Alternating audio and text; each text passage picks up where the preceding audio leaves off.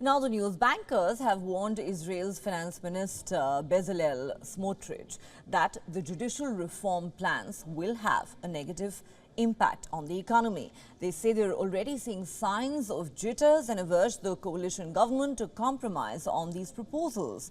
The minister reportedly dismissed these concerns, saying it is the bankers' job to keep the discourse calm. This comes amidst meetings that President Herzog held separately with leaders of the ruling coalition as well as the opposition, but it failed to break the deadlock. Our correspondent Jody Cohen sent us this report.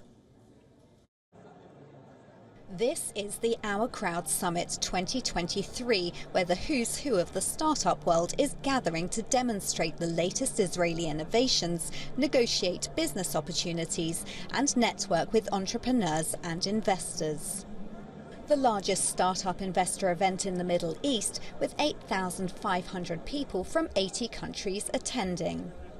I wanted to find out what the conference participants think about the caution coming from the Association of Banks in Israel, the country's leading bankers, suggesting that the proposed judicial reforms will harm Israel's economy.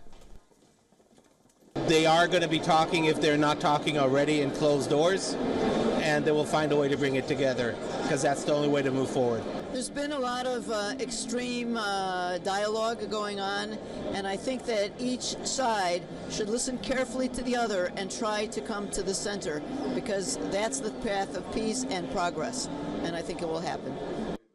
I asked if they think the coalition will take heed of the bankers' warning, pause the legislative process as the opposition has demanded, and enter into talks. Or if they think the opposition will agree to talks while the bills are being debated in Parliament. President Herzog was saying on podium today that he's working really hard on that issue, and I do hope that he will succeed, because otherwise it's going to be a big mess. I'm hoping, and I think everyone here is hoping and praying, that there'll be a compromise and that there'll be a way forward.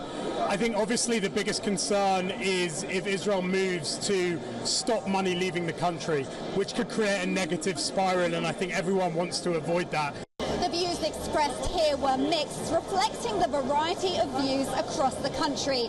At the opening of the summit, President Herzog spoke about the judicial reform plans, commenting on the importance of constructive dialogue and promising to give his 100% best effort to lead to an agreed upon result that will strengthen democracy. It remains to be seen if the president is able to bring the coalition and opposition together for talks on a compromise solution.